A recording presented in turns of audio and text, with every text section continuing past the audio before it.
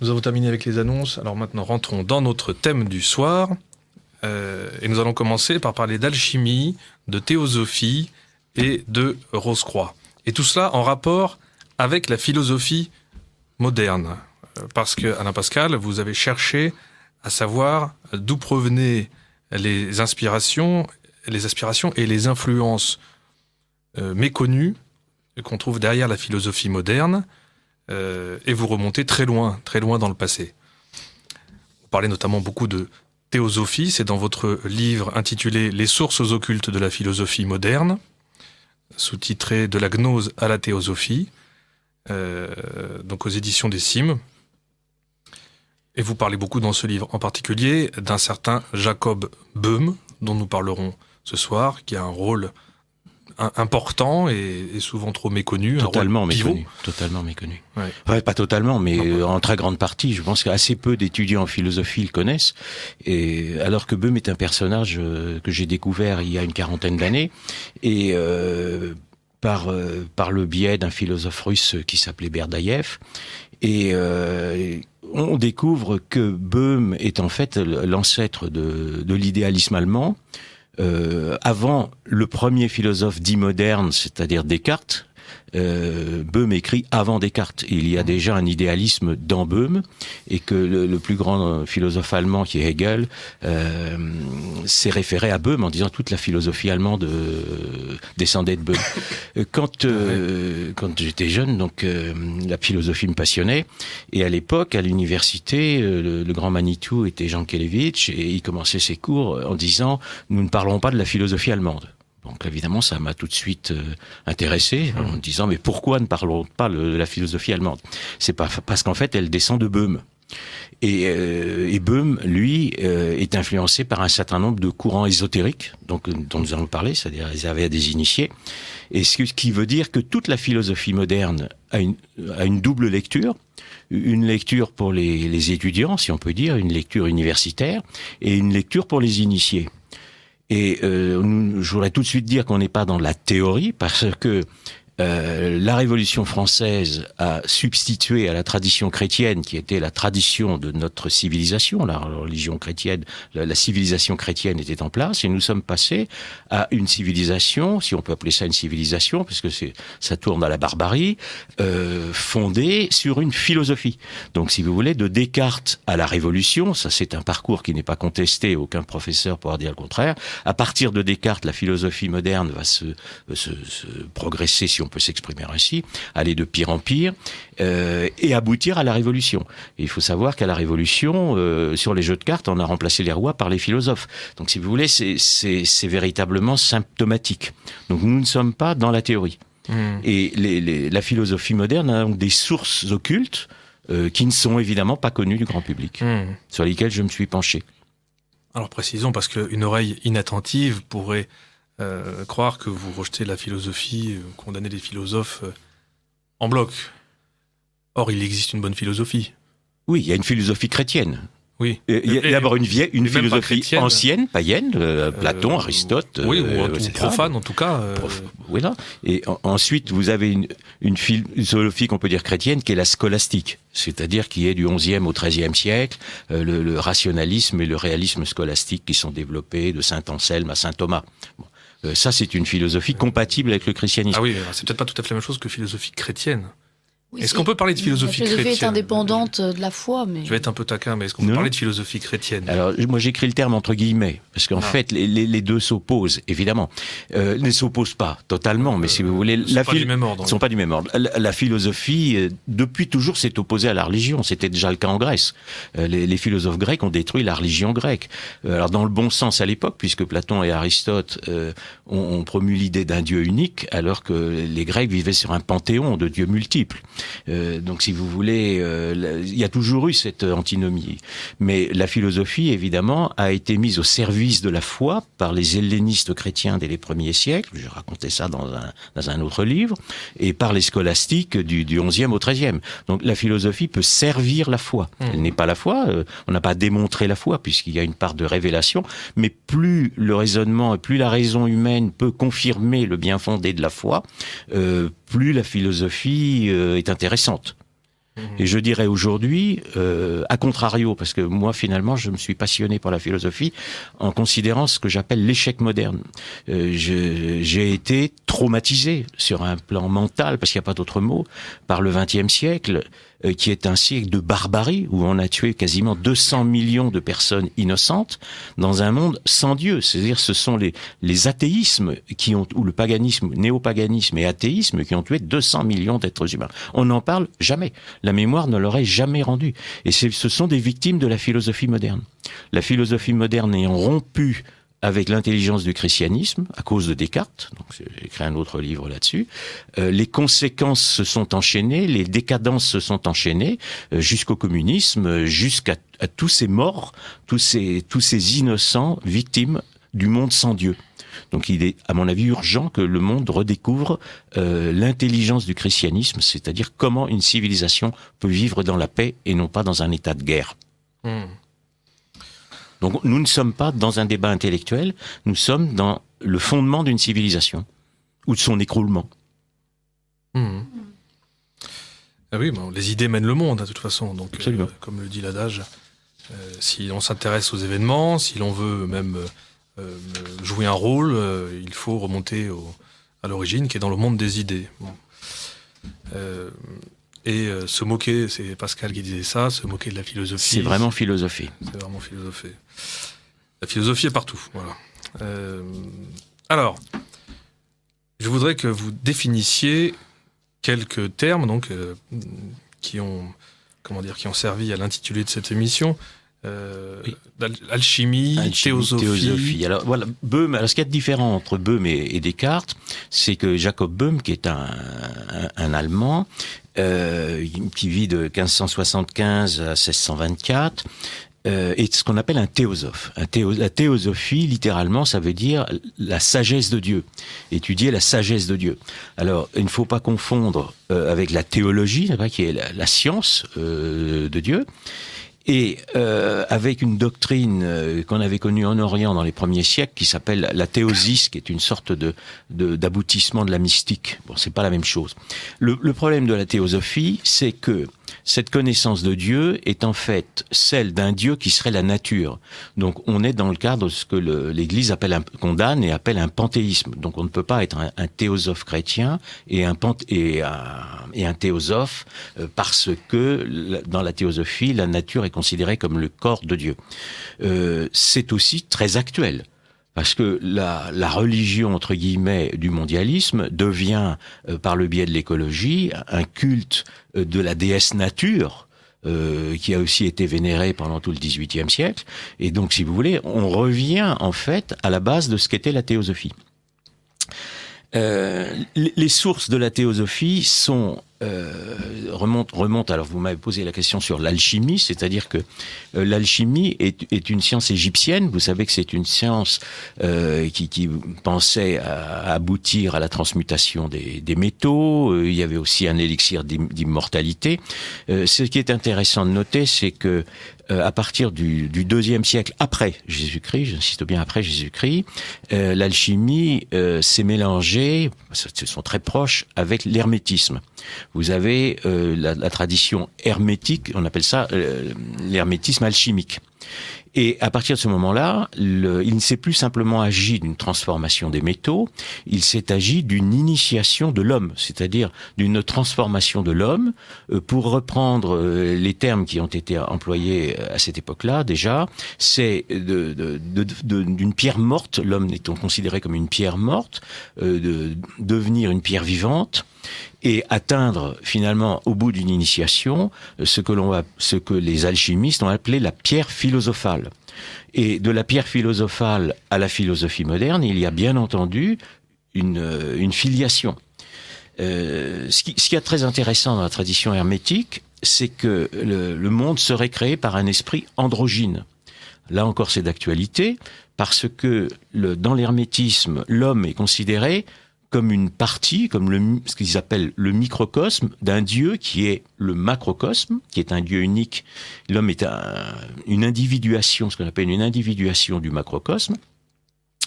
Et le Dieu étant un esprit j'insiste bien, esprit androgyne, l'homme aussi est androgyne. Donc ne cherchez pas ailleurs l'origine très lointaine de la théorie du genre qui est enseignée aux enfants des écoles aujourd'hui. Elle remonte donc à très très loin. Donc, ça veut dire que c'est une forme spiritualiste de philosophie. C'est un ésotérisme qui s'est constitué dans des sociétés secrètes et qui a influencé directement l'humanisme. L'humanisme d'Erasme, l'individualisme de la Renaissance, l'homme de la Renaissance est un individu qui est considéré comme un microcosme du macrocosme. C'est la croyance cachée d'Erasme. J'avais aussi écrit un livre évidemment contre Erasme parce que c'est aussi d'actualité, puisqu'il y a le fameux programme Erasmus pour les étudiants d'aujourd'hui. Erasme qui est quand même mort en refusant les sacrements. On peut ne pas être un bon catholique, mais il acceptait la pension du pape, mais il est mort en refusant les sacrements.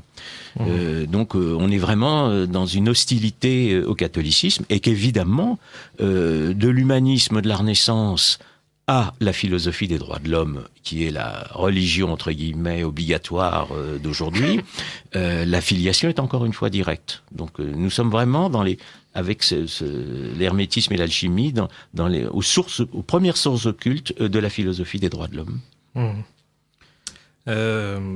Oui, donc à propos de l'alchimie... Donc au départ, c'est en fait la chimie, et pendant longtemps, les deux mots ont désigné la même chose, alchimie et chimie. Ça vient du même terme grec. Oui, c'est la chimie, c'est une science. De toute façon, c'est une science, mais c'est une science occulte. Et alors, c'est pas une science, c'est une science qui est accouplée, si vous voulez, à un certain nombre de croyances. Par exemple, c'est pas une vraie science, c'est pas une science objective. C'est une science qui, par exemple, instrumente la magie. La magie qui est aussi un mot qu'on entend sans arrêt dans les médias d'aujourd'hui. Tout est magique. Quand le Christ vient, n'est-ce pas, l'étoile guide les rois mages, et les rois mages, qui étaient les scientifiques et les savants de l'Antiquité, se prosternent devant le Fils de Dieu.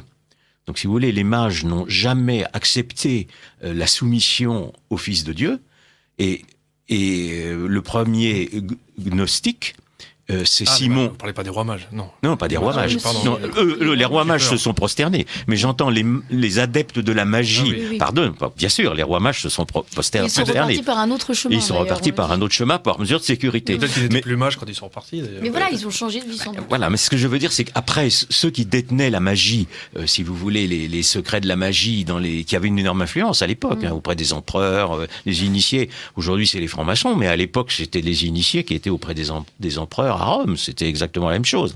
Et la religion était partout, de toute façon, les religions. Voilà. Donc le premier gnostique, celui qui fonde la première secte des Illuminés, s'appelle Simon le magicien. Ça n'est pas pour rien. Je voudrais citer, là, si vous permettez, sur l'alchimie, parce que ça me semble très, très important. Donc, c'est dans votre livre, Les sources occultes de la philosophie moderne. Vous reprenez les mots de Max Heindel, qui était un très important... c'était un Rose-Croix, c'était un Rose-Croix moderne, mais de la fin du 19e, qui dit sur l'alchimie que, alors selon lui, les alchimistes emploient des symboles et parlent des opérations spirituelles en termes chimiques par mesure de sécurité, en invoquant l'intolérance de l'Église. C'est-à-dire que, selon lui, les alchimistes évoquaient des opérations chimiques et techniques, en fait, pour désigner des démarches d'ordre spirituel et religieux. Absolument, oui, c'est C'était certain. un langage c'est un langage caché. codé, c'est un langage caché, si vous voulez. Il y a déjà un secret. À l'époque, pour une raison très simple, c'est que vous savez que dans la médecine traditionnelle, le serpent en Égypte, puisqu'on parle quand même, l'alchimie est quand même d'origine égyptienne. L'Égypte gréco-romaine. Non, c'est plutôt enfin bon, après le fameux, on va pas remonter tout. Hermès est un personnage mythique, mais si vous voulez, disons que les sociétés d'alchimistes, l'alchimie s'est développée ce qu'on appelle la période hellénistique, c'est-à-dire la période qui, à partir de la conquête d'Alexandre jusqu'à l'ère chrétienne. Voilà. C'est là que ça naît véritablement, si je ne me trompe pas, parce que là c'est pas le sujet de ce soir, mais je dis ça de mémoire. Bon, très bien. Donc ensuite, là, on arrive à la théosophie. donc qui incorpore l'alchimie, en tout cas une certaine démarche. C'est-à-dire, les théosophes et les Rose-Croix sont les successeurs des alchimistes du XVIe siècle. Vous avez au XVIe siècle un certain nombre d'alchimistes, dont le fameux Paracels, et si vous voulez, les Rose-Croix. Alors pour les Rose-Croix, il y a un livre dont on parlera peut-être tout à l'heure qui s'appelle Le siècle des Rose-Croix, qui est le XVIIe, puisqu'il se dévoile à ce moment-là, et que j'ai analysé notamment les rapports entre Descartes et cette secte. Et les Rose-Croix sont les ancêtres des francs-maçons, la franc-maçonnerie étant fondée en 1717. On avait fait un colloque officiellement. Voilà. Donc il y a effectivement une filiation entre l'alchimie et les théosophes. Alors la théosophie en elle-même, donc c'est une science. Alors je voulais quand même signaler sur les premiers siècles, c'est que vous avez une autre doctrine occulte qui était celle des néoplatoniciens. Les néoplatoniciens, donc c'est un mouvement philosophique dont le plus grand philosophe a été Plotin, qu'on n'enseigne pas non plus d'ailleurs à l'université, alors qu'il a influencé toute la philosophie arabe et jusqu'à un petit peu maintenant. Pardon, Elisabeth, vous avez tout à fait raison de corriger. Mais on lui donne peut-être pas son importance. On lui donne pas son importance, alors que pendant 10 siècles, tout le monde a travaillé sur Plotin. Et ce que je voulais dire, c'est que le mouvement, les néoplatoniciens, accouplaient à leur philosophie une doctrine qui s'appelait la théurgie. Donc la théurgie qui consistait par des pratiques occultes, notamment magiques, à faire en principe descendre la divinité. Donc la divinité descendait. Donc les théosophes, c'est un petit peu la même chose, c'est une suite. Il y a une pré-théosophie à travers le néoplatonisme. Alors certains parlent de théosophie antique, justement. Oui, alors là, c'est autre chose. Ce sont les gens qui la rattachent à l'Inde, parce que vous avez une origine indienne avec le fameux Soma, etc. Mais c'est pas tout à fait ça. Oui, mais certains évoquent même une origine des racines antiques et grecques, notamment. Oui. Porphyre de Tyr, notamment, parle de théosophie. Et Porphyre, qui est un des néoplatoniciens, et qui a poussé à la persécution des chrétiens, parce qu'il ne faut pas oublier non plus la prise de position de ces philosophes dans les premiers siècles. On est toujours dans le cadre d'antichristianisme. La grande entrée en Occident de la théosophie, alors il y a une théosophie qui passe à travers l'islam, l'hermétisme d'ailleurs transmis à travers l'ésotérisme islamique, et la théosophie, elle apparaît surtout en Occident, après au XIIIe siècle, avec le fameux texte kabbalistique, c'est-à-dire de la tradition ésotérique juive, qui s'appelle le Zohar. Le Zohar, qui est le grand texte de la théosophie juive, et c'est à la fois une théosophie et une numérologie, c'est-à-dire une science ésotérique du chiffre. Vous savez que c'est une science sur les lettres et sur les chiffres. Et là encore, ça concerne la philosophie, notamment Leibniz. Leibniz, qui est un disciple de Descartes, dont on parlera peut-être un tout petit peu tout à l'heure. Oui, tout à l'heure. Et même Descartes lui-même, puisque Descartes fonde sa philosophie sur la mathématique, et le rapport est de savoir le rapport justement entre cette mathématique et la numérologie de la Kabbale. En ce qui concerne Leibniz, c'est certain. Et je voudrais d'ailleurs tout de suite signaler que des philosophes cartésiens comme Spinoza ou Leibniz ou Newton sont aussi des disciples du fameux Jacob Böhm. Ce ne sont pas simplement des disciples de Descartes, ce sont des disciples des deux. Officiellement, ils connaissent les œuvres de Jacob Böhm. Alors nous allons parler un peu de on va parler de Jacob Böhm, mais je voulais justement. donner le parcours de cette théosophie. Donc au XVIe siècle, vous avez les alchimistes. Vous avez alors un ou deux personnages que je vais quand même citer brièvement, mais un qui s'appelle Agrippa von Nettesheim, parce que Agrippa von Nettesheim, il a initié un certain nombre de poètes de la Renaissance en France. Donc il y a eu toute une partie de la Renaissance qui connaissait très très bien l'hermétisme, qui était initié, dont Rabelais. Rabelais a connu la Kabbale. Et il influence, il écrit un livre qui s'appelle la philosophie occulte, et il est déjà sceptique, et il influence Montaigne. Donc nous sommes là aussi aux sources de la philosophie moderne avec Montaigne.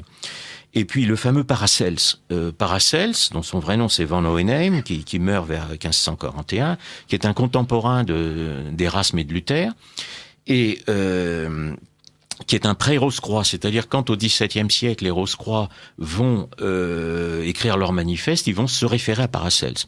Or Paracels, ce qu'il faut savoir, je parlais d'Erasme tout à l'heure, c'est que Paracels est allé à Bâle.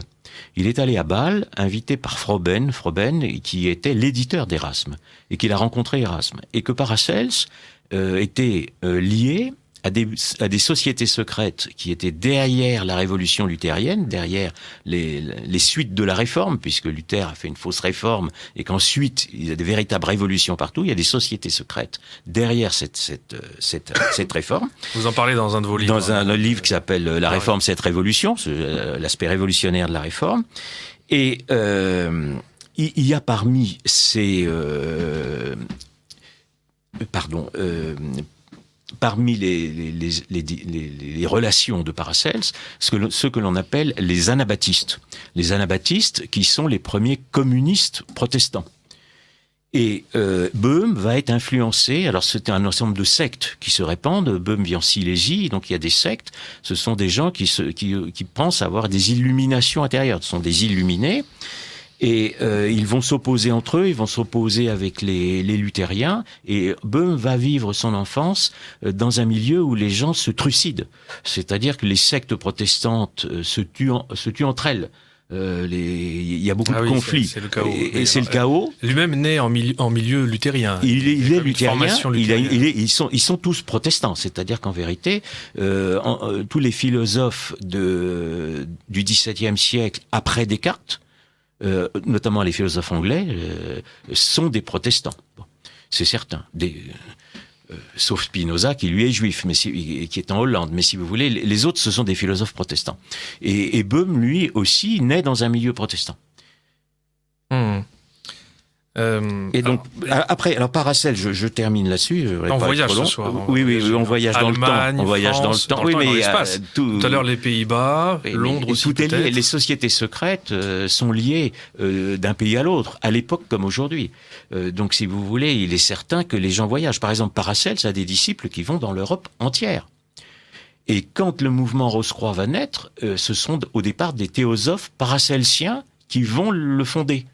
Ce sont des luthériens paracelsiens. Mais ce qui est intéressant, c'est qu'il y a au fil du temps des sortes de centres, en fait, de centres d'agitation intellectuelle et religieuse et occulte, en fait. Absolument, oui. On se déplace, on retrouve ça au fil des siècles. Alors, il y a des zones privilégiées. Il y a eu l'Espagne, il y a l'Italie, où il y a la Renaissance, il y a le Rhin, évidemment.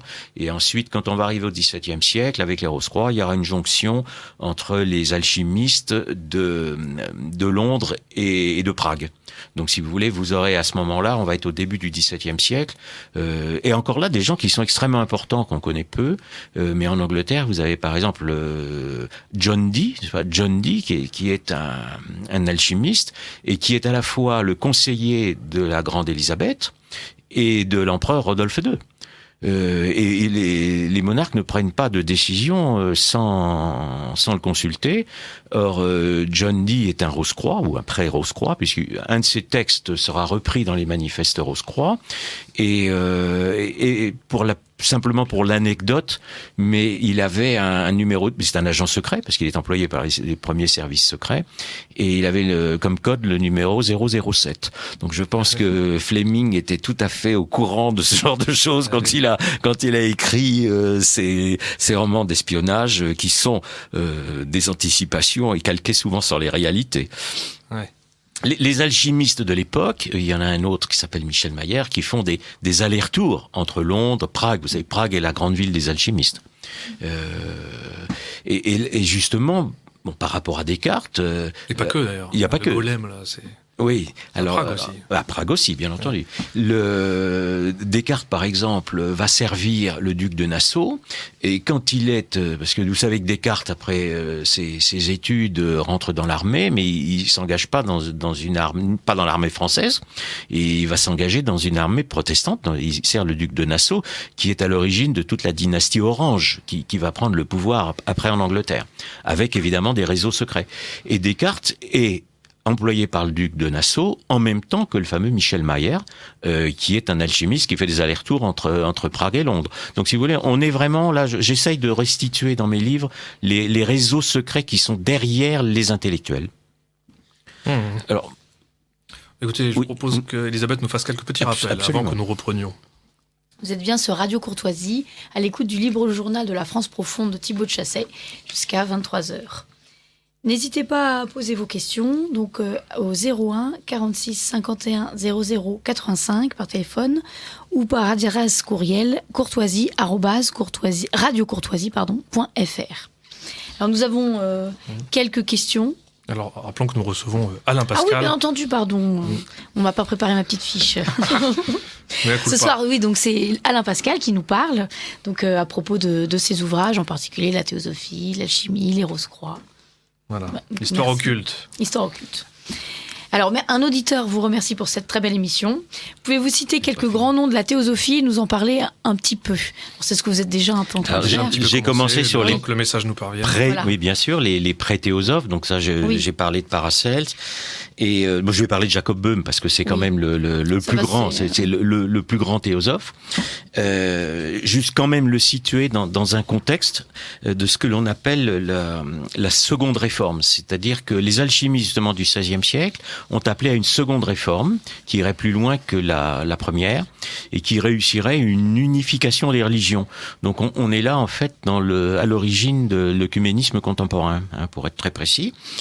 Et cette seconde réforme va s'appuyer sur un mouvement qui s'appelle la Nouvelle Kabbale. Alors vous savez, je parlais du Zohar qui était la Kabbale du XIIIe siècle. Le traité principal. Le traité principal. Et vous avez un mouvement qui s'appelle la Nouvelle Kabbale, qui est à la moitié à peu près du XVIe et qui vient d'Orient, de Isaac Luria, que les gens qui sont férus d'ésotérisme connaissent, mais qui développe surtout deux doctrines qui vont avoir une énorme importance. L'une qui s'appelle, alors j'ai donné le nom, mais c'est le Gilgul. En fait, le Gilgul, c'est la métempsychose. C'est la métempsychose, mais alors c'est une métempsychose très spéciale, c'est-à-dire que l'homme... La migration des âmes. Oui, c'est ça. La réincarnation, la réincarnation, oui, si vous voulez. Et si vous voulez, dans cette théorie-là, l'homme, l'être humain, l'homme, devient une réincarnation du divin. C'est-à-dire que on est après l'humanisme, mais c'est la même notion. L'humanisme, c'est l'homme qui prend la place de Dieu, mais là, c'est encore quelque chose de plus pervers, si je peux dire. C'est l'homme devient une réincarnation de Dieu. Et ça va être lié à une deuxième doctrine qui s'appelle le Tzimtzum. Alors, c'est dans la Kabbale, vous avez un être infini, qui s'appelle l'Ensof. Et c'est une doctrine de la création. Dieu, n'est-ce pas, se serait contracté avant d'expurger la création. On est un petit peu comme dans un problème de souffle. Oui, un éternuement. Un éternuement, si vous voulez, mais ça semble très invraisemblable, c'est d'ailleurs très invraisemblable, mais ça va avoir une immense influence parce que c'est en fait une conception anthropomorphique de Dieu. C'est-à-dire qu'on va assimiler, n'est-ce pas, la création par Dieu à un problème qui est comme celui d'un homme qui aura un problème de souffle, ce qui fait qu'on va inverser la logique de la Bible. Ça n'est plus l'homme qui va être fait à l'image de Dieu, mais c'est Dieu qui va être fait à l'image de l'homme. Donc on est dans une inversion totale de la création biblique. Donc ça va avoir une immense influence sur le fameux Jacob Böhm, parce que Jacob Böhm alors donc si vous voulez, ce qui va se passer aussi dans cette fameuse théosophie, c'est que l'homme en fait, c'est-à-dire l'initié à la Kabbale, appelons les choses par leur nom, va sauver Dieu. Dieu étant le macrocosme, mais c'est l'homme qui va sauver Dieu du mal qui serait dans Dieu.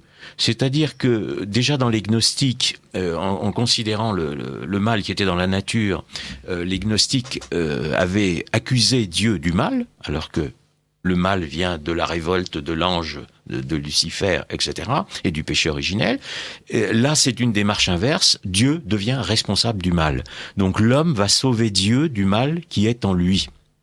Donc on est à ce moment-là dans un processus qui est en fait une culpabilisation de Dieu et qui va avoir une influence considérable parce qu'à partir de cette culpabilisation, on va arriver à la négation de Dieu, c'est-à-dire à la suppression de Dieu. Donc l'humanité se délivrerait du mal en se délivrant de Dieu. C'est évidemment quelque chose qui est très simple, ça s'appelle le péché originel. C'est l'homme qui accuse Dieu et qui va prendre la place de Dieu. C'est ça le fondement de la philosophie, de la théosophie et de la philosophie d'ailleurs. Ensuite, puisque c'est ce qui va se passer, la philosophie moderne va éliminer Dieu de notre pensée. Et aujourd'hui, le monde actuel a éliminé Dieu de notre mode de pensée. Nos contemporains ne pensent plus en fonction de Dieu. Ah bah oui, bien sûr. Et le monde retourne à la barbarie, ce qui me semble d'ailleurs tout à fait tristement logique. Donc on se trouve avec Jacob Böhm, donc c'est ce personnage un peu extraordinaire. Alors en fait, au début, il est cordonnier. Alors cordonnier, il est dans une corporation, et dans les corporations de cordonniers, à l'époque, il y avait des champs sacrés. C'était pas simplement du travail manuel. Et il aurait rencontré des membres de ce qu'on appelle l'église spirituelle. L'église spirituelle, c'est une fausse église qui descend d'Origène et qui a traversé les siècles. Et il a des visions. Alors il prétend avoir des visions. Et il va écrire un livre en 1612 qui s'appelle Aurore naissante. Et il n'y a pas de doute que ce livre est un chef-d'œuvre littéraire, c'est-à-dire que c'est une imagination absolument débordante, et il va influencer les poètes, c'est-à-dire que vous ne pouvez pas considérer je vais parler de la philosophie, mais aussi les poètes anglais, les poètes russes, les surréalistes, tous vont se référer à Böhm, chose dont on ne parle pas souvent. Et il va inventer un certain nombre de théories, donc on est en 1612, et il écrit ce terme aurora, et à ce moment-là, il est remarqué dans sa ville par un pasteur, et qui est en fait un Rose-Croix, et ses œuvres vont circuler. Il va être condamné, pas à l'époque dans sa ville, mais ses œuvres vont circuler, être reproduites, et atteindre aussi l'Europe entière. Il va écrire un autre livre qui s'appelle La signature des choses, des Signatura Rerum en 22, et il va ici aussi écrire un livre sur le monde. Et ce que je voudrais donner, c'est la chronologie, parce que là, on est en 1612, si vous voulez, il meurt en 1624. Le discours de la méthode de Descartes est de 1737, c'est-à-dire que nous sommes plus de 15-20 ans avant le discours de la méthode de Descartes. Et dans ces livres, donc Böhm va développer toute une théorie à partir d'une nouvelle conception de Dieu. Pour lui, il va donc appliquer les termes de l'alchimie, c'est-à-dire le Père, n'est-ce pas? Le Père serait le feu, le Fils serait la lumière, et de la confrontation des deux naîtrait le monde. Et le monde sera le titre d'un livre de Descartes dans les années 20 qu'il ne publiera pas, et dont il reprendra ensuite les théories, qui sont les mêmes que celles de Galilée d'ailleurs, dans les fameux principes. Donc voilà, si vous voulez, la filiation qui peut. Alors pour Böhm, c'est pas le cas. Dieu est cosmique, parce que Dieu et la nature. Dieu et la nature sont la même chose. Donc en fait, Dieu tombe dans le devenir. Le devenir, c'est le terme que va employer ensuite Hegel. Donc Dieu va être confronté au temps. Et alors Böhm a une sorte de génie. Il explique que il y a une mutation qui se passerait dans la personne du Père, c'est-à-dire qu'on passerait d'un Père, ce qu'il appelle le Père des origines, au Père céleste. Si vous voulez, c'est une sorte de rédemption. Le Père des origines serait un néant obscur, et il passerait vers la lumière en devenant un Père céleste. Donc on va déjà passer des ténèbres à la lumière. Et cette rédemption de Dieu lui-même se ferait par la rédemption de la nature. Et dans la rédemption de la nature, l'homme tiendrait le rôle principal. Alors là, on part dans des délires, on est bien d'accord, mais c'est exactement ce que va développer Spinoza dans son concept de nature naturante. Alors, le concept de nature naturante de Spinoza, donc disciple de Descartes, qui est à l'origine absolument officielle du progressisme, c'est-à-dire qu'à partir du moment où Dieu subit lui-même une évolution vers le progrès, si vous voulez, la même chose va, et comme la nature est Dieu, la même chose va se passer dans la nature. Et qui va permettre à Dieu de se purifier du mal qui est en lui? L'homme, l'initié.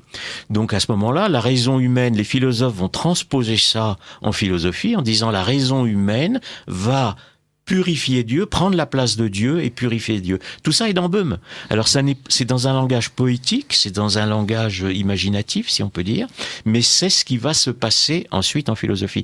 Et on trouve dans ce concept, je vais en terminer, de passage du Père des origines au Père céleste, le mythe de l'évolution. C'est-à-dire, on trouve évidemment le marxisme. Spinoza est l'ancêtre officiel de Marx, de Hegel, mais aussi de Marx, et de Marcuse, c'est-à-dire le fondateur principal du gauchisme. Donc on suit toujours l'actualité, on est toujours en plein dedans, et si vous voulez, et de l'évolutionnisme. Darwin est böhmien. Darwin est böhmien. Il n'y a aucun doute. Donc, si vous voulez, on se trouve avec cette poésie böhmienne, parce que à la source, en fait, de la philosophie moderne, et on est 20 ans avant Descartes, et toute la philosophie moderne va ensuite découler de Descartes. Voilà. Alors, je voudrais juste un dernier mot sur Böhm encore, je peux, oui, ça bien vous sûr. ennuie pas, parce qu'après, vous posez-moi des questions. Mais, si vous voulez, le passage de Dieu des ténèbres à la lumière se ferait dans ce que Böhm appelle l'Ungrund, c'est-à-dire une sorte d'abîme insondable de la divinité. Donc c'est là où il y avait processus de contraction et d'expurgation, et ce ferait par magie. Et cette magie serait déclenchée par son désir. Et là aussi, le désir. Et le mot désir va ensuite aboutir à toute la psychanalyse, c'est-à-dire Böhm procède déjà quasiment à une psychanalyse de Dieu. Psychanalyse de Dieu le Père. Et ensuite, le Père, n'est-ce pas, va être l'ennemi juré de Freud. Donc Dieu, le Père, va être accusé par Freud. Et Marcuse et les gauchistes d'aujourd'hui, qui prédominent dans les médias, puisque 90% des journalistes ou des intellectuels d'aujourd'hui sont gauchistes, haïssent le Père, le masculin, parce que c'est Dieu, le Père. Et le patriarcat, comme ils disent. Le patriarcat, créer le patriarcat, etc., etc. Nous sommes, avec Böhm, à la fois avant la philosophie moderne, et nous sommes aussi, Böhm est un ancêtre reconnu d'ailleurs du New Age. Le New Age est böhmien. Il n'y a pas de problème, c'est certain. Donc c'est quand même un personnage extraordinaire. Alors quand on vous dit que la philosophie moderne est rationnelle, moi je montre les sources occultes de la philosophie moderne en disant, là nous sommes très loin de la rationalité, nous sommes dans l'imagination. Et alors, oui, permettez une petite incise pour éviter une confusion, peut-être chez certains d'entre nous, à propos du mot théosophie, parce que pour beaucoup de gens aujourd'hui, ça va évoquer plutôt la société de théosophie fondée par Helena Blavatsky et d'autres en 1875. Mais nous ne parlons pas de cela, nous parlons de la théosophie ancienne, quoi. Ancienne, voilà.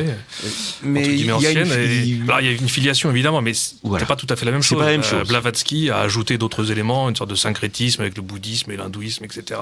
Alors, ce qu'il y a déjà, si vous voulez, dans les Rose-Croix de l'époque, parce que la théosophie, c'est la philosophie occulte des Rose-Croix, des premiers Rose-Croix. Böhm est remarqué par les Rose-Croix, et ce sont les Rose-Croix qui vont divulguer ses œuvres partout, et il va être reçu partout. C'est-à-dire qu'il va être reçu, il y a des cercles böhmiens qui se fondent en Prusse, et ils vont être aussi à l'origine du nationalisme allemand. Donc, on ne parle pas beaucoup aussi de ces origines-là. Voilà. Donc, si vous voulez, tout ça, effectivement, remonte à très très loin. Oui. Et alors, Böhm est parfois présenté comme au grand public comme le fondateur ou le chef de la théosophie chrétienne, en opposition avec la théosophie antique païenne, théosophie chrétienne. Donc, on ne peut pas, vous venez de le dire, on ne peut pas être chrétien. Alors il y a un problème, métaphysique, tout simplement. Je vais être assez bref là-dessus. La conception de Dieu, comme vous l'avez expliqué. Dieu n'est pas la nature. C'est quasiment une création de Dieu, enfin une naissance où Dieu est engendré. Dieu s'engendre lui-même dans la nature, dans la théosophie. On est loin du Dieu éternel de la révélation. Et Dieu, en fait, n'est pas au commencement pour Böhm. Au début, Dieu était le néant, donc c'est ce qu'on appelle l'hérésie du non-être, c'est-à-dire que même dans ce que l'on appelle la théologie négative, si vous voulez, Dieu a quand même un être, même si on n'en a pas connaissance. Pour Boehme, Dieu est l'aboutissement, c'est-à-dire que Dieu est au futur. C'est le vrai Dieu pour Boehme est au futur et non pas au commencement. Donc on est totalement dans une inversion de l'eschatologie, c'est-à-dire de la science des fins dernières chrétiennes. Donc on ne peut pas être chrétien. Alors le problème métaphysique, c'est effectivement ça. Dans la Bible, dans le christianisme, Dieu a un être, est l'être créateur, et il est le créateur de l'univers, c'est-à-dire d'un autre être, de l'être créé. Et il le crée à partir de rien. C'est-à-dire que l'univers n'est pas une prolongation, n'est pas le corps de Dieu. C'est toute la différence. C'est pour ça que la théosophie ne peut pas être chrétienne, c'est abusif de la dire chrétienne. Ce sont des hérétiques qui se sont prétendus théosophes. Oui. Oui, non, mais... Vous faites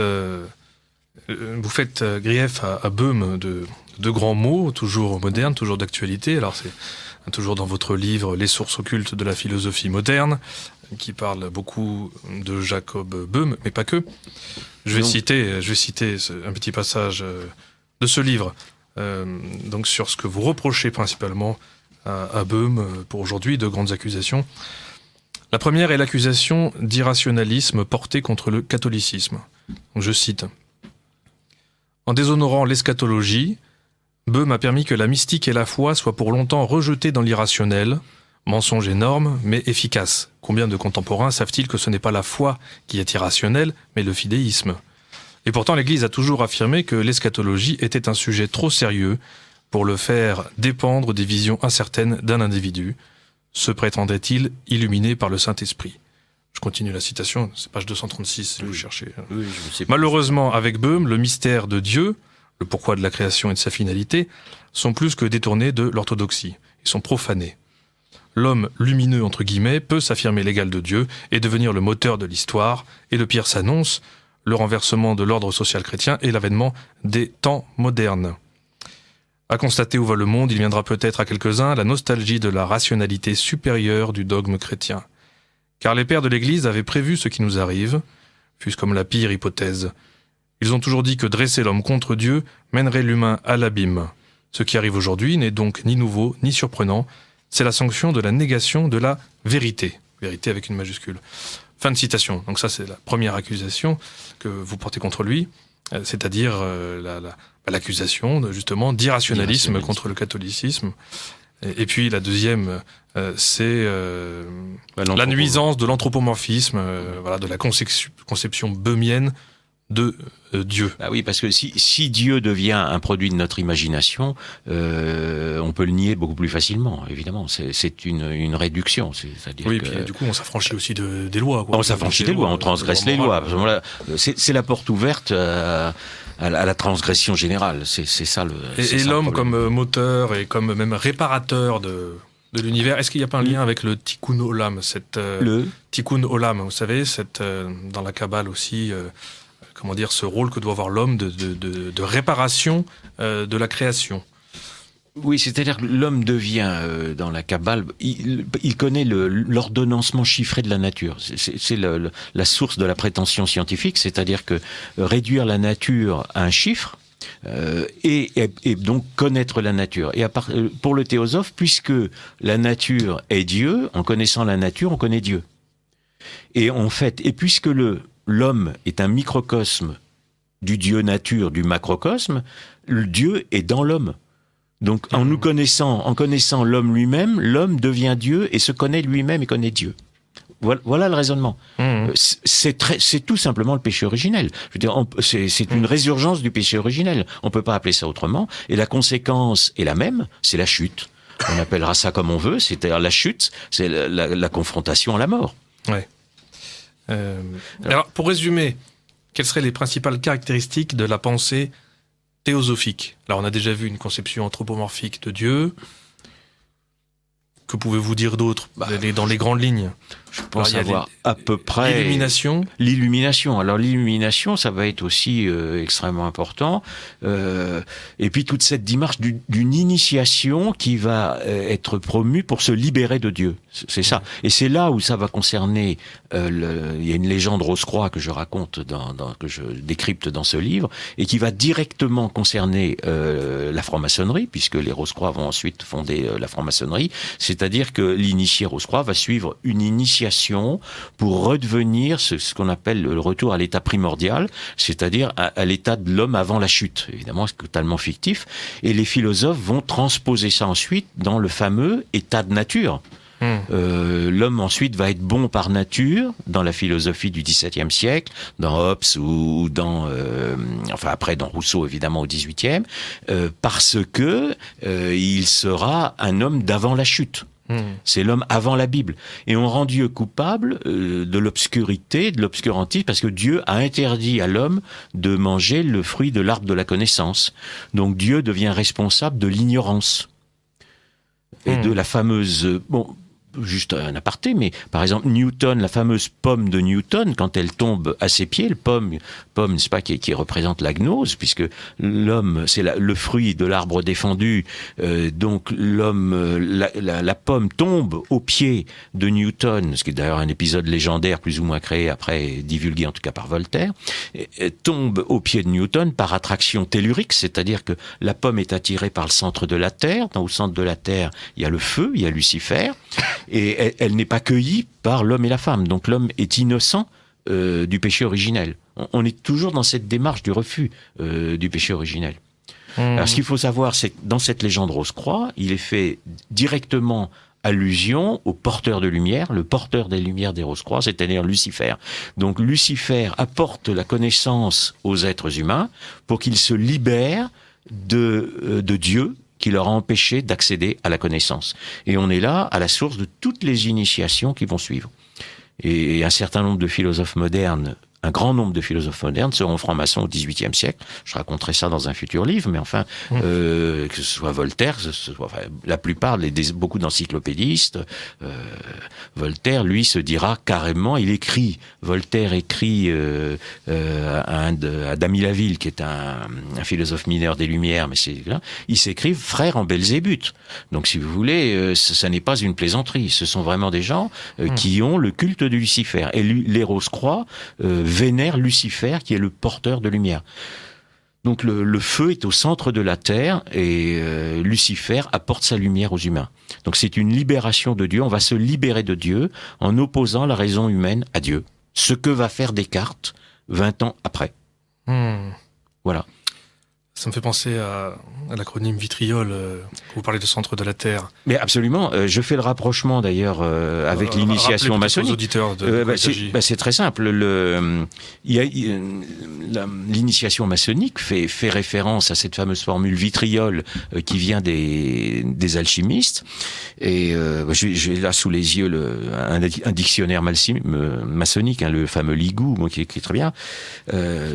Le mot vitriol, n'est-ce pas, ces 7 lettres attribuées aux anciens Rose-Croix se traduisent souvent par visite l'intérieur de la terre. Je donne la formule en français, en latin.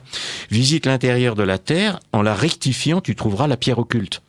La pierre occulte qui est la même chose que la pierre philosophale, c'est pareil. Donc en visitant, en allant chercher la lumière au centre de la terre, c'est-à-dire là où est Lucifer, le porteur de lumière, on va trouver la pierre philosophale. Donc à ce moment-là, l'homme va pouvoir prendre la place de Dieu, l'initié va pouvoir prendre la place de Dieu. C'est officiellement dans le vocabulaire maçonnique. Et rectifier, vous avez un rite qui s'appelle rectifier, et la rectification, je cite un autre dictionnaire maçonnique qui est celui de Mélior, c'est la purification par les éléments de la pierre cachée, la pierre philosophale. Donc, si vous voulez, il y a un langage Rose-Croix qui sera absolument repris par les francs-maçons un siècle plus tard. Donc voilà. Et si vous voulez, je pense que sur ce livre-là, pas trop. Oui, il faut que nous voyions la suite. Mais d'abord, mais allez-y, s'il y a des questions, j'y réponds avec grand plaisir. De Radio Courtoisie. Un auditeur nous demande, par rapport à la biochimie qui existe vraiment également, apparemment, cela viendrait de l'alchimie. Pouvez-vous nous renseigner un peu ? Oui, mais la chimie descend tout ce qui est chimie descend de l'alchimie. Si vous voulez, la magie était une forme primitive de science, mais avec des mystères internes à la magie, des forces occultes. Et l'alchimie est l'ancêtre de la chimie. L'alchimiste Paracelse est un ancêtre. Il a découvert des produits chimiques, si vous voulez, en dehors de ça. Mais c'est pas celle-là qui m'intéresse. Ce qui est intéressant, c'est l'alchimie intérieure, c'est-à-dire quand les hommes s'appliquent à eux-mêmes la démarche alchimique. Non, mais il y a eu longtemps confusion entre la science, c'est-à-dire les sciences de la matière et la religion. Oui, la religion et puis du ciel, beaucoup d'alchimistes étaient des médecins, c'est-à-dire beaucoup de médecins. L'astrologie, longtemps, c'était la même chose. C'était la même chose. Il y avait autre message. Une auditrice vous fait remarquer que vous n'avez pas parlé de Nicolas Flamel, qui a été formé à la Kabbale juive. C'est exact. Alors je vais pas parler de tous les théosophes d'avant, c'est tout à fait exact, cette auditrice a tout à fait raison. Et Jacques Coeur aussi. Jacques Coeur, qui est un financier du roi à l'époque, là, a été aussi un alchimiste. Donc absolument. Si vous voulez, il y a des pré-alchimistes, il y a le mouvement alchimiste, il remonte à plusieurs siècles. Hein. Mais cette dame a tout à fait raison sur Nicolas Flamel. Alors on sait peu de choses de Nicolas Flamel, j'ai cherché, j'ai pas trouvé grand-chose.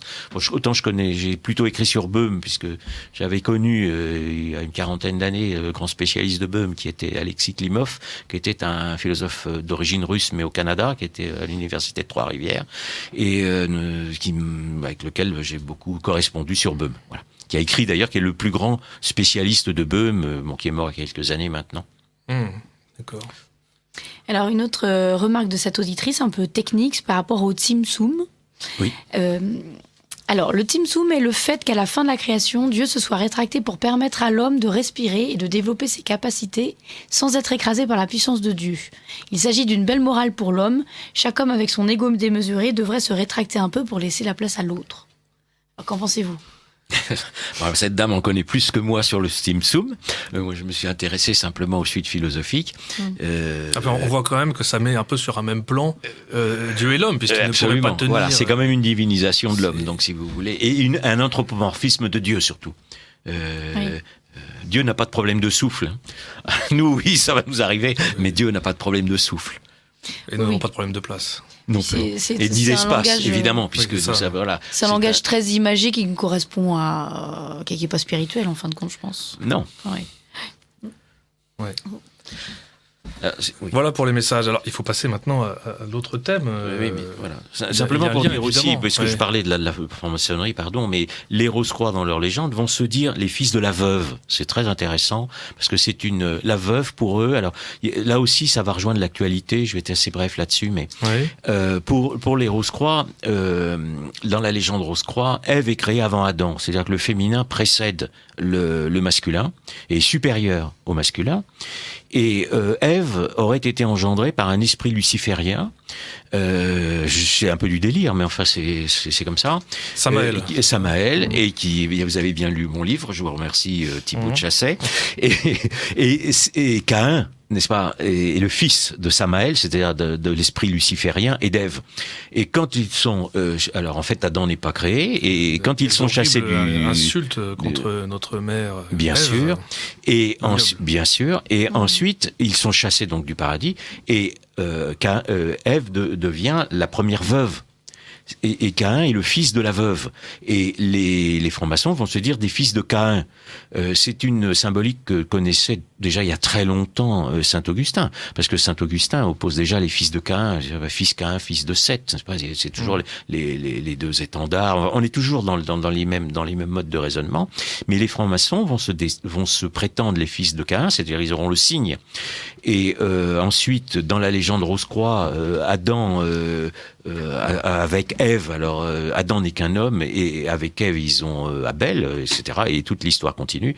Et si vous voulez, on est à ce moment-là, les fils de Caïn vont être possesseurs du savoir, du pouvoir, et ils vont construire le temple de Salomon, qui dans la légende, et ce temple va être construit par Hiram, n'est-ce pas, et qui n'est pas l'Hiram de la Bible, mais qui est un autre Hiram, qui est le Hiram Abif. Donc on va transposer ensuite dans ce que l'on appelle en 1723 les constitutions d'Anderson, qui sont le texte fondateur de la franc-maçonnerie, cette légende d'Hiram, et Hiram, qui est en vérité une figure du diable, va se trouver au centre de l'initiation, notamment du grade de maître en franc-maçonnerie. Donc nous sommes vraiment dans une filiation symbolique, et cette symbolique, comme vous l'avez dit tout à l'heure sur les alchimistes, est un moyen de se dissimuler et de lutter contre l'Église en se dissimulant. Je crois que c'est toujours d'actualité. Oui, enfin, quoique aujourd'hui, il n'y a plus tellement besoin de se dissimuler. L'Église n'a plus de... Bon. C'est un autre problème. Ouais, c'est un autre problème. D'ailleurs, à propos de construction de temples, je ne sais pas si vous avez vu, bon là je rentre dans le concret, voire le trivial, ils vont nous coller dans le 15e arrondissement de Paris un gigantesque édifice, c'est-à-dire une pyramide tronquée, 180 mètres de haut, vers... je crois que c'est vers Ballard ou la porte de Versailles, enfin bon, dans le 15e arrondissement. Le gouvernement vient de faire passer un décret pour permettre l'accélération du chantier, que ce soit prêt pour les Jeux Olympiques. Enfin, une pyramide gigantesque avec un hôtel, je crois, des bureaux, etc. Il y aura sûrement des logements HLM pour les copains aussi. Dans le sous-sol, vaut mieux pas savoir, mais 180 mètres de haut. Hein. Alors là, la pyramide tronquée, bon, bah c'est signé. C'est signé, c'est sur le billet $1, c'est partout, c'est signé. Bon, c'est pas le seul monument maçonnique de Paris. Non, bien sûr, Paris. Je pense là, un riche patrimoine dans ce domaine. Voilà, pyramide du Louvre aussi, sur cette lumière, cette lumineux qui est posée au centre, évidemment, qui est posé qui blasphème, si je peux m'employer ainsi, la France ancienne, la France royale, parce que finalement c'est profane. On là-bas, voilà. Et on m'a dit, alors j'ai pas pu les compter ni vérifier, mais qu'il y aurait 666 vitres. Alors je sais pas si c'est vrai, c'est ce qu'on dit. Je suis pas sûr. Si quelqu'un veut aller les compter, je précise simplement que 666 évidemment est le chiffre du diable dans l'Apocalypse. Hein, je pense que les auditeurs le savent. Mais ça j'ai pas vérifié. Dans le genre profanation, il y a aussi un projet à Chartres de rénover, entre guillemets, le parvis de la cathédrale et de faire des constructions modernes, moches, bien sûr, évidemment, mais en plus, avec trois petites pyramides. Elles ne feront pas 180 mètres de haut, mais elles seront quand même de taille remarquable. 3 petites pyramides qui vont orner, si je puis dire, le parvis de la cathédrale. Donc là, bon, évidemment aussi, c'est signé. Alors, il faut dire que la cathédrale de Chartres a toujours fait attirer et fait fantasmer des initiés ou des ésotéristes de tout poil, là. Voilà, c'est un autre sujet. Enfin, il y a effectivement, il y a un labyrinthe, il y a beaucoup de choses à Chartres. Oui, on en avait parlé un petit peu. On avait parlé ça d'un ésotérisme il y a longtemps. Elisabeth. Alors, Géraldin Pascal, vous avez un éloge. Mais je remercie cette personne. Je laisse la feuille. Voilà. Voilà. Un grand merci pour vos interventions, toujours aussi passionnantes. Je suis toujours émerveillée de votre érudition et de votre faculté à faire passer votre savoir. Votre travail est remarquable et aide à comprendre ce que nous vivons actuellement. Mais je remercie beaucoup ces dames. C'est pour rien. Je laisse la feuille. Je n'ai pas travaillé, vous me donnez la feuille, je vais l'encadrer. Puis voilà. J'espère que cette dame viendra à la fête des amis d'Alain Pascal et que nous puissions discuter. C'est très agréable de rencontrer les lecteurs. Bon, on n'est pas toujours eu beaucoup, mais je voudrais aussi les remercier parce que ça, je l'ai déjà dit, mais je suis venu ici il y a plus de 20 ans avec Serge de Beketch et j'ai des gens qui m'ont toujours lu, suivi, voilà. Donc ça permet de pas se sentir quelqu'un qui juste travaille dans son coin et qui n'intéresse personne. Donc je remercie beaucoup cette dame et les autres lecteurs. Alors, revenons un peu sur nos thèmes et sur... Nous allons changer d'ouvrage de référence. Là, nous étions plutôt sur les sources occultes de la philosophie moderne. Et nous allons passer sur l'ouvrage suivant qui s'intitule « Le siècle des Rose-Croix ». Donc évidemment, on voit le lien. Et sous-titré Pascal contre Descartes. Voilà. Ces ouvrages donc se suivent logiquement, mais précisant quand même qu'on peut les lire comme tous vos livres, indépendamment les uns des autres. Voilà, même s'il y a quand même une suite chronologique et logique. Voilà, un avant-propos pour résumer un petit peu les épisodes précédents, si je peux dire. Alors c'est parfois un petit peu lourd, mais il faut bien. Vous n'hésitez pas, à redonner les définitions. C'est un petit peu indispensable. J'en profite pour rappeler, parce que j'ai oublié tout à l'heure et j'oublierai peut-être encore tout à l'heure, je vais rappeler la liste de vos ouvrages. Alors tout commence avec La trahison des initiés, donc qui a été réédité. Ensuite, il y a le cycle de la guerre des gnoses, avec d'abord l'après-Kabbale. Ensuite, Islam et Kabbale contre l'Occident chrétien. Puis, La Renaissance, cette imposture, qui n'a pas encore été réédité. On peut le trouver toujours dans la version d'origine. La première version de l'encre, il est resté, voilà. Oui, voilà. Le 4e volume. On trouve à la librairie française dont vous avez parlé tout à l'heure. Voilà. Donc rue Bartholdi dans le 15e. Oui, ou sur Internet, librairiefrançaise.fr. Ensuite, il y a le 4e volume de cette série intitulé La Réforme, cette révolution.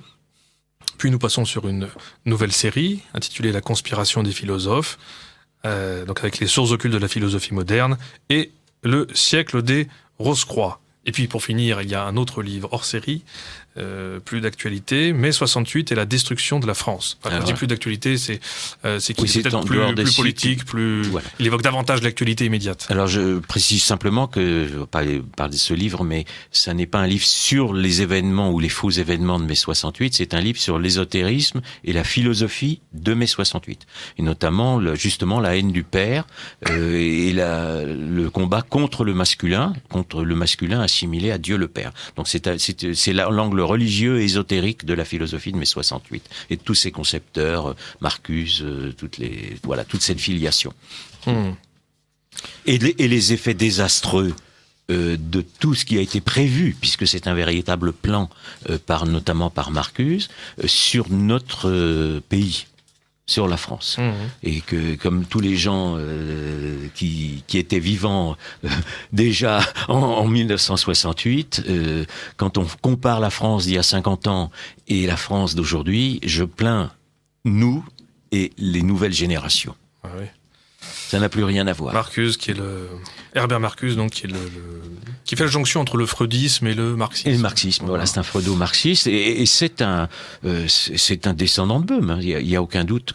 Alors, il reprend pas tous les thèmes de Böhm, mais dans l'accusation il accuse le Dieu, il accuse le Dieu chrétien d'être masculin et d'être le père. Donc, en fait, Freud, lui, avait des problèmes personnel, puisque Freud est un autre, celui qui a conçu la révolution sexuelle, dont je parle aussi dans ce livre sur mai 68, William Reich, n'est-ce pas, qui lui a fini à l'asile, carrément. Bon, ils ont eu des problèmes avec leur père dans leur enfance, mais enfin, c'est pas une raison suffisante.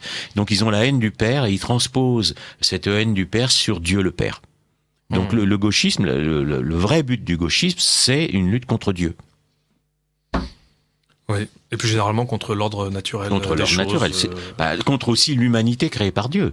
Donc si vous voulez, on veut que l'humanité redevienne androgyne pour mettre fin à l'humanité ancienne, c'est-à-dire bisexuée telle qu'elle a été créée par Dieu. On est dans ce genre de raisonnement, si on peut appeler ça un raisonnement, parce que c'est plutôt de la folie.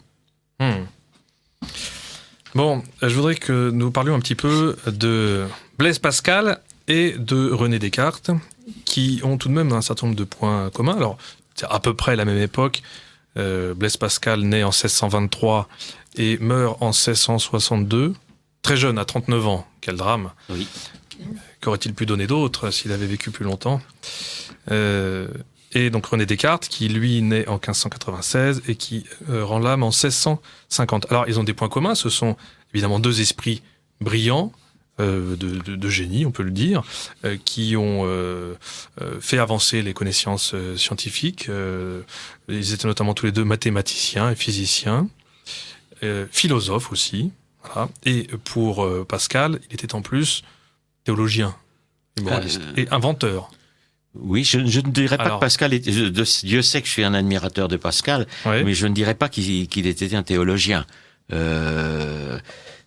C'est autre chose. Disons d'accord. Il a une œuvre religieuse, spirituelle. Voilà, il a une intuition métaphysique extraordinaire, mais justement, il est ni. Enfin, je vais vous contredire. Mais vous faites bien de me reprendre. Moi, j'ai pris une présentation telle qu'on l'a fait communément, donc vous faites bien de reprendre. Oui, parce que justement, c'est tout le problème de Pascal, c'est que Pascal. Alors, on va pas beaucoup parler de ce livre. Je pense qu'on en a déjà parlé une fois, mais mais pas tellement de cet aspect-là, cette confrontation. Mais Pascal, en fait, est donc beaucoup plus jeune. Et il a plus de 20 ans de moins il a 25 ans de moins que Descartes. Et il a tout de suite, il n'avait pas justement la connaissance ni philosophique, c'est un scientifique, donc c'est un immense inventeur, et il n'a pas la connaissance ni philosophique, ni théologique pour contredire Descartes. Mais il est le premier à avoir pressenti qu'il y avait dans Descartes tous les errements futurs. C'est ça qui est le plus important. Alors, justement, si avant vous de voulez, faire, voilà. Donc, on peut pas dire il a une formidable intuition, mais justement, il lui manque cette formation théologique. Il ne connaît pas les grands scolastiques, mais il reconstitue il avait reconstitué les théorèmes d'Euclide quand il était jeune au niveau scientifique, quasiment, et il reconstitue de lui-même le dogme. Alors, là où j'insiste beaucoup, si vous voulez, sur Pascal, on fera peut-être une autre émission dessus, mais c'est que il y a deux Pascal en fait. Il y a le Pascal au début est un scientifique, il devient janséniste ou tout au moins il est happé par les jansénistes. Vous savez qu'il a un accident au pont de Neuilly. Il avait inventé une société de calèches. C'est un grand inventeur. Et donc, à ce moment-là, il a une sorte de conversion. Avant, c'est un mondain. Pascal est dans le monde. Il vit, il lit Montaigne, il connaît les libertins, il connaît les grands. Et il a une soif de pureté. Bon, il est assez malade aussi. Bon, il est très jeune, il a 30 ans, mais il est malade. Et il décide de se retirer à Port-Royal. Bon, parce que les savants sont à Port-Royal, c'est les fameux messieurs de Port-Royal, les jansénistes évidemment. Sa sœur est à Port-Royal, etc. Il est très attaché à sa sœur. Il est très attaché à sa sœur, qui a écrit sa biographie. Bon, j'ai étudié tout ça évidemment. D'ailleurs, elle ne sait pas tout. Cette histoire d'accident n'est pas dans la biographie de Pascal faite par sa sœur. Mais il n'a pas nécessairement tout dit à sa sœur dans sa période mondaine, parce que c'est un homme du monde. Parce qu'on est sûr de l'accident. Voilà, il a une vie. Oui. C'est pas l'ermite de Port-Royal. Mais quand il arrive à Port-Royal, on est en pleine querelle. Il y a eu la condamnation des jansénistes, et à ce moment-là, Antoine Arnauld lui demande de prendre la défense. Donc, il prend la défense des jansénistes dans les fameuses provinciales. Donc, c'est 1656, et les provinciales sont mises à l'index. Moi qui défends Pascal, je dis à juste titre. Les provinciales sont mises à l'index à juste titre. C'était très polémique. Hein, très polémique, très anti-jésuite. Et autant on peut toujours faire des reproches à des tas de gens, aux jésuites, de nos jours certainement. Et si vous voulez, mais il va trop loin dans la polémique. Le livre est mis à l'index. Et après, en fait, ce qui l'intéresse, c'est de faire une apologie. Il appelle ça d'ailleurs apologie de la religion chrétienne et apologie du catholicisme. Il faut bien appeler les choses par leur nom. Ce qui deviendront les fameuses pensées, qui sont éditées post-mortem. D'ailleurs, les messieurs de Port-Royal les ont un petit peu bougés, mais qui c'est quand même lui. Et ils n'ont jamais été mis à l'index, parce qu'elles sont conformes à l'orthodoxie. Donc c'est très important de bien spécifier ça, parce qu'on a créé un mythe Descartes qui serait rationnel et un philosophe catholique, alors qu'il est absolument pas catholique, on va en reparler, et qu'on a créé un mythe Pascal. Pascal n'est pas un vrai janséniste. Alors justement, qu'est-ce que le jansénisme en quelques mots? Oui, mais je voulais dire, la très grande différence entre Pascal et les jansénistes, c'est que tous les jansénistes de Port-Royal, justement, sont cartésiens, et que Pascal est anti-cartésien. Donc c'est qu'il y a et ils se sont toujours méfiés de lui. Alors il a été l'avocat des jansénistes, mais je trouve que c'est abusif de le traiter de janséniste malgré les provinciales. Il a été leur avocat, mais les jansénistes ne l'ont jamais considéré comme l'un des leurs. D'accord. Ça fait beaucoup de choses peut-être à expliquer, mais quelques mots là. Oui. Les principaux reproches que l'Église a fait au jansénisme. Le jansénisme est un mouvement qui naît avant, qui naît en fait à Louvain, avant Jansénius lui-même, qui a donné son nom, qui est avec un professeur de Louvain qui s'appelle Michel Debay. Bon. Oui, mais sur le plan des idées, qu'est-ce qu'on lui a reproché? Alors, on lui a reproché une trop grande proximité. Alors, il y a une doctrine de la prédestination. Qui est quasiment copiée du calvinisme. Donc, si vous voulez, une doctrine des élus.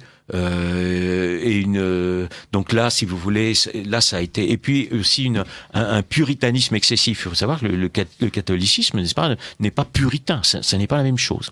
Donc c'est ça le grand reproche. Et Jansénius nie l'utilité des œuvres du croyant, parce que de toute façon. Voilà, donc on est dans le protestantisme. Ou non. Voilà. Alors après, disons que donc ça s'oppose évidemment à la vision du salut que l'Église absolument nous donne, nous révèle. Mais ça a été condamné, c'est très clair. Le jansénisme a été condamné. Simplement, pour l'Église, il y a une grâce divine suffisante pour que chacun puisse arriver au salut. Elle apporte à l'homme tout ce qui est nécessaire à son salut, donc pour faire le bien, mais qui ne peut se faire que par l'effet, par la décision du libre arbitre de l'homme. Voilà. Donc il y a une conjugaison des deux. Une conjugaison, c'est toute la discussion sur Saint-Augustin. Elle dure depuis un certain nombre de siècles. Donc, si vous voulez, tout le monde se revendique de Saint-Augustin. Tout le monde se revendique de Saint-Augustin. Luther s'était revendiqué de Saint-Augustin en ignorant totalement la réalité de Saint-Augustin, puisque Luther a refusé la raison, puisqu'il avait écrit la raison, cette putain du diable.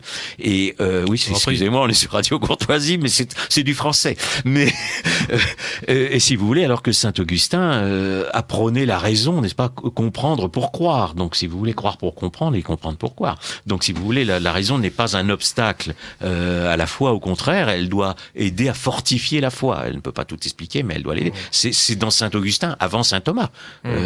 C'est la même démarche. Et alors, les jansénistes se caractérisaient aussi par une certaine conception de la morale assez rigoriste. Voilà. Alors, en opposition avec celle un certain relâchement par les jésuites. Il y avait avec la casuistique jésuite. Mais Pascal, ça s'en est quand même pris à la casuistique. Ah, totalement. Dans les provinciales. Totalement dans les provinciales. Donc, il leur reproche des raisonnements complexes, etc., pour finalement aboutir à un relâchement moral. C'est ça, pour faire. Mais alors, ce qui est très intéressant, brièvement sur les rapports de Pascal et de Descartes, c'est que c'est Descartes qui a voulu rencontrer Pascal. Donc, vous savez, Descartes, il écrit 5 minutes, oui. Oui, mais attendez, qu'est-ce que vous reprochez à Descartes? Oui, mais alors là, je vais pas le dire là aujourd'hui. Je veux dire, c'est beaucoup de choses. Mais avant de la confrontation entre les deux, donc oui, on a vu un peu. D'accord, mais ce que je veux bien expliquer quand même, justement, bon, tant pis, je remonte le temps. Mais c'est Descartes qui a voulu rencontrer Pascal. En 10 ans avant, c'est en 47, sauf erreur de ma part. Donc Pascal est beaucoup plus jeune.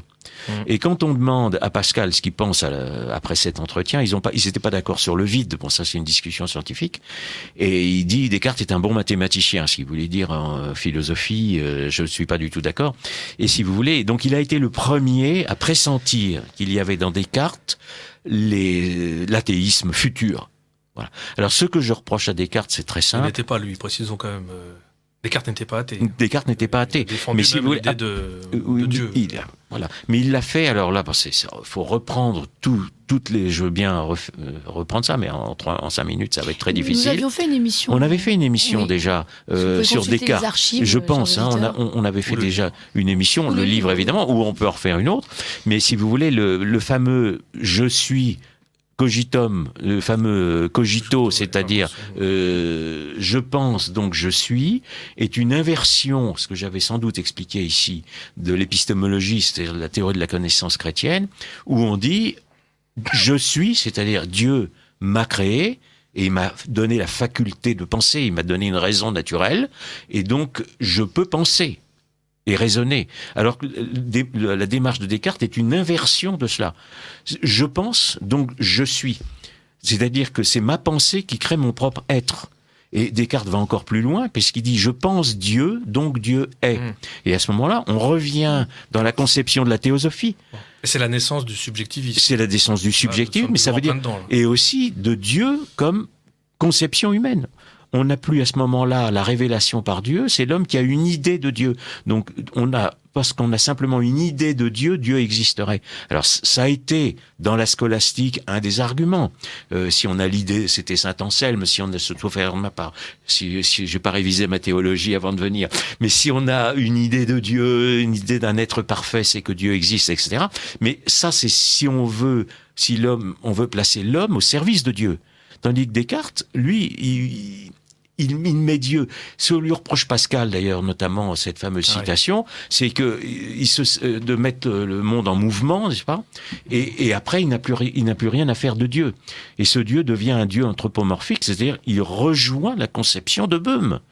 Alors, et la grande question, c'est savoir si Descartes a lu ou n'a pas lu Böhm.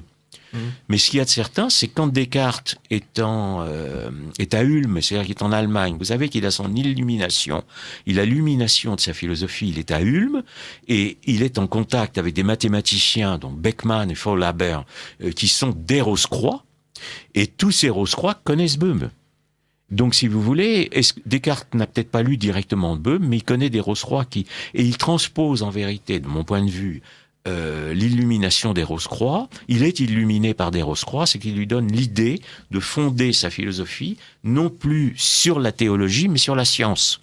C'est-à-dire le titre complet, je l'ai pas en mémoire, mais je le donne dans mon livre, du discours de la méthode, c'est le discours de la méthode pour fonder sur la raison et sur la science.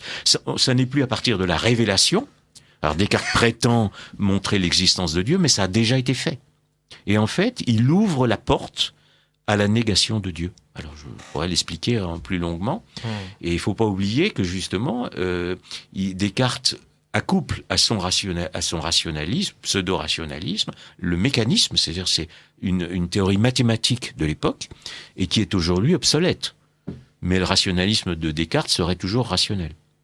Et il y a dans Descartes les prémices à la fois de l'idéalisme donc philosophique, mais aussi du matérialisme.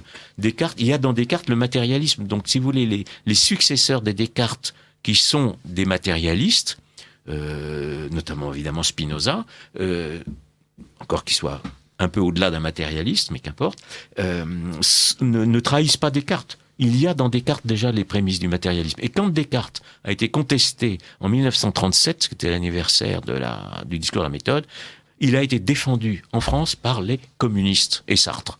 Donc si vous voulez, c'est très symptomatique. Descartes est à l'origine de la philosophie moderne, la pire de toutes, c'est-à-dire l'athéisme, qui a inondé le monde de morts au XXe siècle. Je me permets de le rappeler. Eh oui.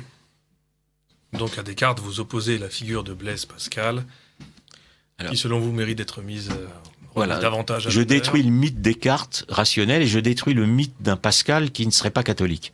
Et Pascal est mort en catholique. Ouais, très bien. Je veux bien revenir un jour pour dire du mal de Descartes. Il faudra avec plaisir. D'ailleurs, juste un mot si j'ai encore le temps, je ne sais pas. Mais Descartes a été enseigné dans les séminaires au XIXe siècle. Ça a tardé étant général. Et voilà où nous en sommes. Voilà où nous en sommes. Oui. Donc le modernisme, voilà où nous en sommes. Les séminaires ferment. Enfin bon. Voilà, écoutez, l'émission touche à sa fin, malheureusement. Donc je rappelle que vous étiez sur Radio Courtoisie, le libre journal de la France profonde, que nous recevions ce soir Alain Pascal, écrivain, auteur de plusieurs livres sur l'histoire occulte, entre guillemets, parus aux éditions des Cimes. Vous pourrez retrouver les détails, ce genre de détails sur mon site, notamment thibautdechasset.com. Et puis je rappelle aussi donc qu'il y a une fête qui arrive, c'est la fête des Amis d'Alain Pascal, 2e édition. Ça se passera le samedi 13. Ah oui, 13 avril, d'accord. 2018, pardon. De 15h. 2019, ah bah oui, j'ai pas le bon. Voilà. Vous avez samedi, oui, c'est ça. Samedi 13 avril 2019, pardon, de 14h à 18h à La Sième, 6 rue Albert de Lapparent, Paris 7e, métro Ségur, avec différents auteurs très intéressants. Et puis vous pourrez prolonger la discussion avec Alain Pascal, lui poser vos questions, lui faire part, pourquoi pas, de vos reproches et de vos remarques. Il y en a. Entrée gratuite, renseignements sur alainpascal.com. Voilà. Merci Alain, merci Elisabeth, et à très bientôt. Merci beaucoup.